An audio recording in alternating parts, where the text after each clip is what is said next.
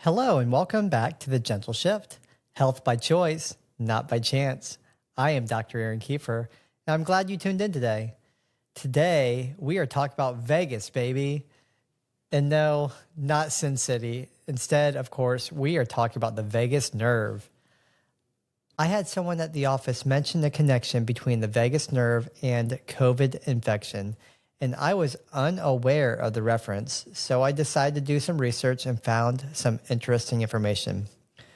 So today's episode will focus on the vagus nerve, its function in our body, the connection to COVID, and some advice to help the nerve function better and possibly reverse the resultant dysfunction from infection. Let's dig in. The vagus nerve is a cranial nerve, meaning it originates in our cranium, or as we call it, our head or skull. We have 12 cranial nerves, and the vagus nerve is cranial nerve number 10. It starts in the brainstem and travels down and out of the base of the skull and navigates through the neck and into our chest cavity. From there, it travels through our chest and abdomen and supplies nerve transmission to most of the organs of the body. If you have listened to previous episodes, you will know I have talked extensively about the brainstem because of its role in all of the important life-sustaining functions of our body. This is why I pay such close attention to this area when taking care of people. The vagus nerve is taking the input from the brainstem and delivering that communication to most of the organs of the body. And this is why when I take care of people for a musculoskeletal issue, like back pain, for instance, that they will also see changes to heart rhythm, digestion, or many other things. The vagus nerve affects the ears, throat, heart, lungs, liver, gallbladder, pancreas, spleen, stomach, intestines, and controls our breathing, heart rate, and digestion. It also controls sweating and muscles of the mouth that assist in our ability to talk. It is a major part of the communication of the body's organs with the brain. The vagus nerve is called the master regulator because of its ability to control much of the function of our organs. Proper vagus nerve function can calm the body down. They have actually shown a positive effect with seizures and depression when restoring the proper function of the vagus nerve. If you haven't yet checked out episode number 3, it's titled Inspiring Stories of Children and the Power of Early Intervention in Child Health. Whew, that's a mouthful. In that episode, I talked about a young girl I took care of who had seizures. While there's no way to know without extensive prior testing, I imagine that vagus nerve function was part of the issue and the reason why clearing irritation from her brainstem helped her to improve. Wow, this one nerve and so many things it controls. The vagus nerve has an important function with what is called our parasympathetic nervous system. So stick with me a bit as we're going to dive into a bit of physiology. Our nervous system is broken into multiple parts based on what it controls. We have our sensory portion, which we are all familiar with. It's our 5 senses, of course, our sight, hearing, smell, taste, and touch. Then we have our motor control of the nervous system. This is a portion where the nerves are going to all of the muscles and joints of our body and controlling our ability to move. Those are the 2 parts of the nervous system we are most familiar with. The third part of our nervous system is a silent control of our body. This is called our autonomic nervous system. It is what controls all of our organs, glands, and blood vessels. And of course, the vagus nerve is a key component of this part of our nervous system. So, our autonomic nervous system is further divided into two parts. We have our sympathetic nervous system, and this is referred to as our fight or flight system. It amps our body up.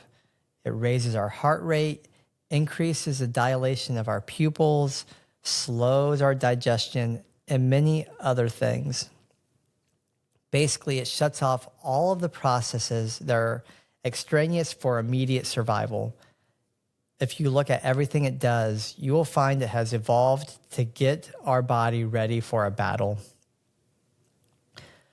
The other part of our autonomic nervous system is our parasympathetic nervous system.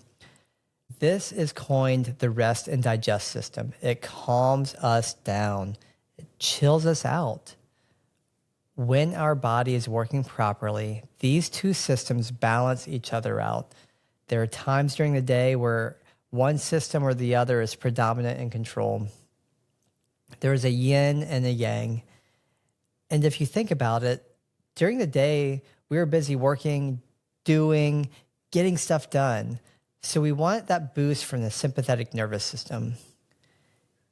And then when the evening rolls around, we want to start to veg out. We want to relax and prepare for restorative sleep. This is when we want the parasympathetic nervous system to take the wheel. Problems occur when one system starts to predominantly override the other system. You can see the people who have sympathetic dominance. They're flush, they're sweating a lot, wide open pupils. They tend to be overly reactionary. These are the people that we call overly stressed. And it goes both ways. The activities we do, the way we handle stress, the degree we take care of our bodies, all of these play a role in what systems tend to be predominant. But it also works the other way in that the autonomic system can also malfunction in a way that is out of control. Our vagus nerve calms the body down. It is part of our parasympathetic nervous system. Many mental issues have some involvement with the vagus nerve. Depression and anxiety, and even post-traumatic stress disorder, or as it is known, PTSD, are very related to vagus nerve function. Who knew? One nerve with so many connections. It seems this nerve is starting to get more spotlight. At the beginning of the episode, I had mentioned that they are seeing a connection with vagus nerve dysfunction in those who had COVID infections. One of the terms they have used for prolonged symptoms from COVID is long COVID. These symptoms include persistent symptoms like extreme fatigue, brain fog or difficulty concentrating, shortness of breath, chest pain, heart palpitations, headaches, sleep issues, joint and muscle pain, and changes in smell and taste. It's affecting multiple body systems, including the brain, lungs, heart, digestion, etc. And this happens long after the initial infection. There are over 200 symptoms that have been documented. They're seeing that the symptoms are often worse after physical or mental effort, which is called post-exertional malaise. Now hang with me. There is a condition called dysautonomia. Autonomia referring to the autonomic nervous system. Dys basically referring to dysfunction. So the autonomic nervous system is dysfunctioning. It is having trouble regulating involuntary functions. You know, the things that we are not aware of, and it is causing issues like dizziness, fainting, especially when standing, rapid heart rate, fatigue, brain fog, digestive problems such as nausea, constipation, and diarrhea, temperature sensitivity, sweating changes, and exercise intolerance. It makes the body feel stuck in fight or flight mode with unpredictable crashes. Doesn't a lot of those symptoms sound very similar to long COVID? Right? Of interest, most of these symptoms are from systems that are controlled directly by the brainstem, and many of them are innervated by the vagus nerve. So they finally started putting together the similarities and started to suspect the autonomic nervous system and the vagus nerve specifically may be involved with long COVID. They started to do studies and found there is inflammation of the vagus nerve. Whoa. Isn't this fun? This is called connecting the dots. This is called finding the root cause of an issue. But that is just a start. Next is figuring out the solution. How do we get the inflammation to calm down? And how do we get the nerves to function correctly again? One option that they are doing medically is to use a nerve stimulator. It is a device that is held externally against the neck in the area that the vagus nerve passes. The device provides an electrical pulse which is felt as a mild shock. This causes a burst of impulses down the vagus nerve, which ultimately causes a calming effect. It overrides the sympathetic nervous system, which allows the parasympathetic nervous system to take over. People usually see very quick results. However, is this treating the cause of the issue? Or is it just simply overriding the body? How often does one need to shock the nerve? It may be great to give some relief, but researchers say it is a temporary fix. Personally, I am not interested in temporary fixes that force a body and nerve to perform differently. Plus, these devices are in the neighborhood of $700. And wouldn't you know it, they are not FDA approved. They are approved in Europe and some other places. And FDA approval, well, let's not get me started on that racket. Now, I do understand that sometimes a temporary fix is nice. It's convenient, and sometimes mentally we just need to experience that relief to give us hope. And that is all well and good. I believe this can give a window of relief while working on a permanent correction. So, what should be done to get a correction? For one, similar research has shown similar results with yoga, meditation, and other forms of mindfulness exercises. What's up with that? As I mentioned earlier, you can do different activities to stimulate the parasympathetic nervous system and cause the body to calm down. The bonus, those activities can be done for free or relatively cheap. And just like the nerve stimulator, those results will be temporary. You can add it to the tool bag to perform while working on a more lasting solution. I found some research on naturopathic treatments for COVID and long COVID. They were using supplementation with vitamins A, B, C, D, as well as zinc, probiotics, antiviral, herbal products, and magnesium. Some of those, such as the antiviral, vitamin C, and D, were most likely used during active infection.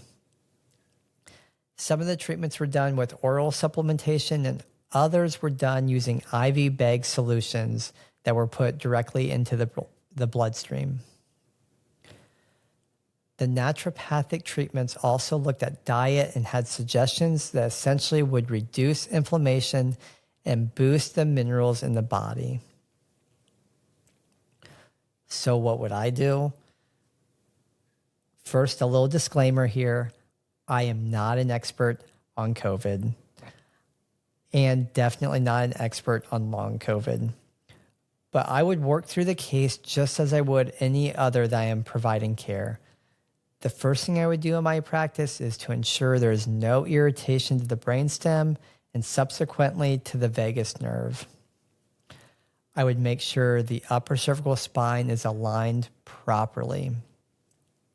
And if it isn't aligned properly, I would perform the NUCCA protocol to precisely adjust the upper cervical spine. First and foremost, I look at the nervous system to ensure there isn't any interference. If you recall from my 6 Pillars of Health episode, the nervous system is the first pillar. If you haven't listened to that episode, then I recommend you check it out. In addition to a good spinal correction, I would look at supplementation to help reduce systemic inflammation and support and nourish nerve function. Fish oils and vitamin B supplements would be a good place to start.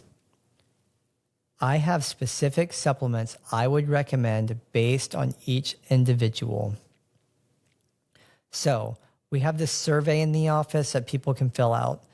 It is provided by Standard Process, and it is called the Systems Survey. Through a questionnaire, it helps navigate to determine which systems of the body are most stressed. And then I use that information to formulate a plan of attack. In the case of long COVID, or for that matter, any type of vagus nerve symptom, it is likely that we will see issues popping up in the survey indicating problems with either the sympathetic or parasympathetic nervous systems.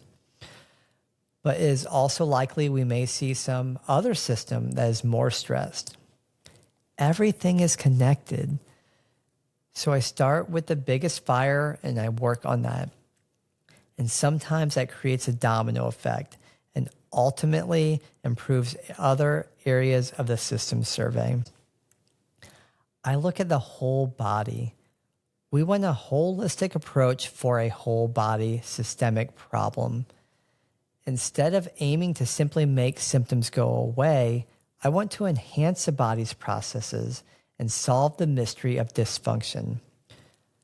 Because symptoms are merely signs. They should be used as guidance to seek and find the cause of dysfunction. The symptoms are not the enemy, and so we should not aim to merely eradicate them. You'll hear me say over and over again that it is all about finding the root cause of the issue and then figuring out how to fix it.